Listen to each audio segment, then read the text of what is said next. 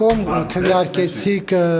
Արամ Վարդևանյանի տեխնացությանը, այլևս ընտրակեղծիքներով ընտրված չեք համարում իրեն։ Մեկը մյուսի հետ շփոթել պետք չի։ Այսինքն համ գիտեիք, որ ընտրակեղծիքներով է ընտրված, համ ընտրում եք։ Հարգելիս դա ընդդիմության քվոտանը։ Հիմա այն խորհրդանը, որ հիմա ձևավորված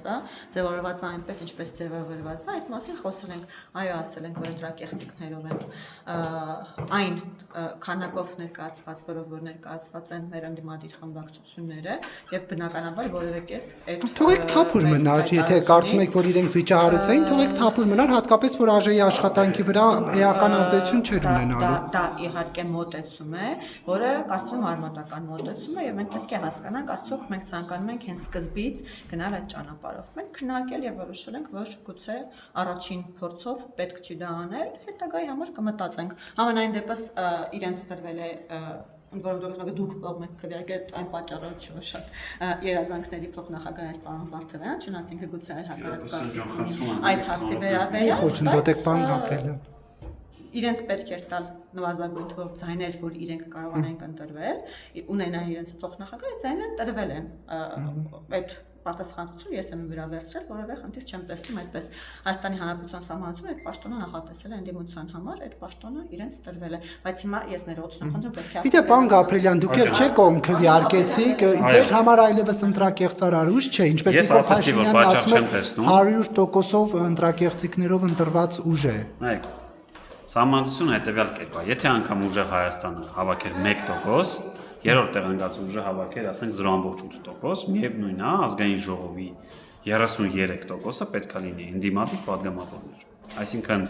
շեմը կանցնեին, չեն անցնի, ընտրակաշարքը, եթե ամբողջությամբ եմ ասում, հանենք տակը մնա ընդամենը 1% ձայն, որը 14000-ի կարգի է, միևնույնն է, ուժեղ Հայաստանը պետք է ունենար եւ Հայաստան դաշինքը, եթե այդին բերած օրինակով երկրորդ եւ երրորդ տեղն կնեն, միևնույնն է, իրանք պետք է ունենային մոտավորապես այնքան պատգամավոր, որը կլիներ 33% եւ հետեւաբար միևնույնն է, ըստ սահմանադրության այդտեղ պետք է լիներ ընդդիմությանը, ինչ վերաբերում կոնկրետ անձի վերաբերել, ես պարոն Վարդևանյանի հետ ծանոթ եմ դեռ վաղուց, բայց քաղաքական առումով նաեւ իմ ելույթում նշեցի, այն ընդդիմադիր ուժը, որը ասում էր, որ այ մենք եկել ենք համար 100% ընտրակեղծիքներով ընտրված է ուժեղ Հայաստանը։ Ես կսպասեմ մինչև գոնե առնվազն այս դատական գործերին, գիտեմ որ մեծ մասի Փաշինյանի ասացներին չեք հավատում։ Քաղաքական գնահատական կարող եմ տալ, իմ համար կարող եմ ասել, ես իմ ելույթում էլ ասացի, որ եթե խոսքը լեգիտիմությանն է, կարող եմ ես էլ ասել, որ լեգիտիմ չեմ համարում։ Բա որ չեք համարում, ինչու եք ընտրում։ Բացատրեցի, որովհետև զուտ նրա համար, որ ընդդիմության քվոտան է դա։ Իհարկե։ Բայց այս թվում մենք պարոն Վարդևանյանին ինչի համար ենք ընտրել։ Ինչի օրինակ չենք ընտրել պայմանական Սիսակ Գաբրիելյան, որտեվ ես որպես Սիսակ Գաբրիելյան,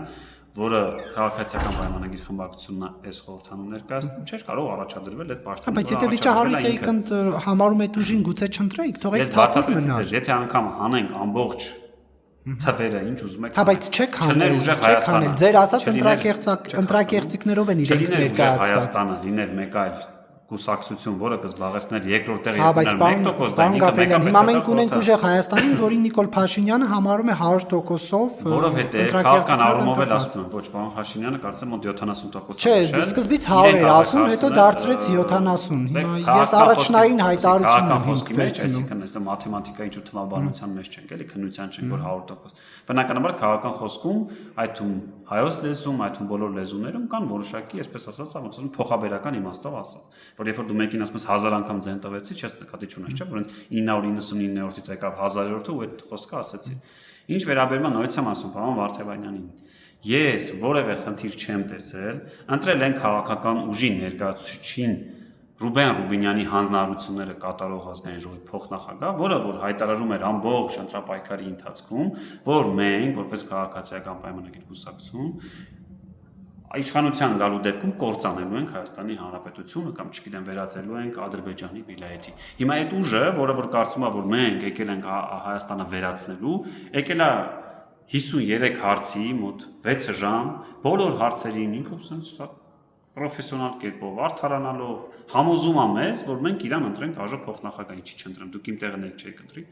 Իսկ թվում է իրանց ընտրողները հարց ունեն, ավելի մեր ընտրողը հարց ունի, ինչի ենք մենք Արամ Վարդևանյանին ընտրել, որովհետև պարոն Վարդևանյանը նույնց եմ ասում, ինքը չունի մեկ այլ անձեր լինելու, որովհետև դա իրանց տեղն է։ Իսկ թվում է իրանց ընտրողները պետք է այդ հարցը տան, ինչու է պարոն